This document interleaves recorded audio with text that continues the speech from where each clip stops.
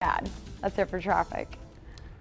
All right, thank you very much, Britton. Time to talk about family health and warnings from the Federal Trade Commission. The ads you see could be deceiving. This just in. UAB nutritionist Exactly. Dr. Beth Kitchin joins us. First of all, we've talked about this before, but just to remind people, talk about what the FTC is trying to do now. That's right. Back in January, you might remember that we talked about how the FTC is really cracking down on deceptive claims by particularly nutritional supplements. And it's a new initiative. They're really going out there and getting a lot more aggressive with coming down on some of these companies, which I'm really glad to see because there's a lot of work to do there. Yeah, and let's start with one. Now, I've heard the commercials for this one and actually thought, well, wait a second, my brain is not a muscle. Why do I need it strong? But Brain Strong, talk about this product. This is a product that the FTC is coming down on. People might have seen the commercials where a woman comes out, she can't find her keys, and the dog says, maybe you should try this supplement.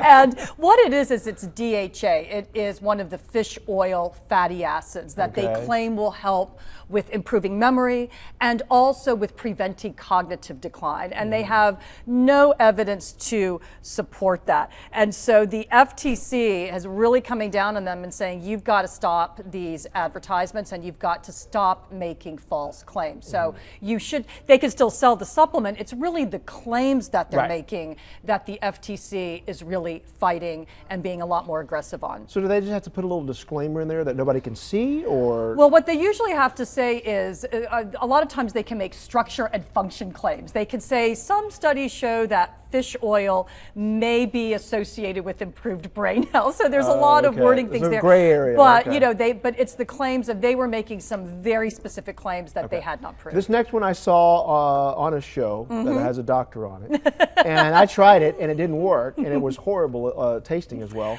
We'll talk about green tea extract. Right. After this particular doctor on this particular show made this claim that green tea extract would help people lose weight, supplement companies started popping up, of course, with the extract. One in particular went way too far with their green tea extract. Not only did they claim that you would lose a lot of weight, 20 pounds in 5 weeks, those kinds of things. They also said they had a clinical trial that proved that, which they didn't.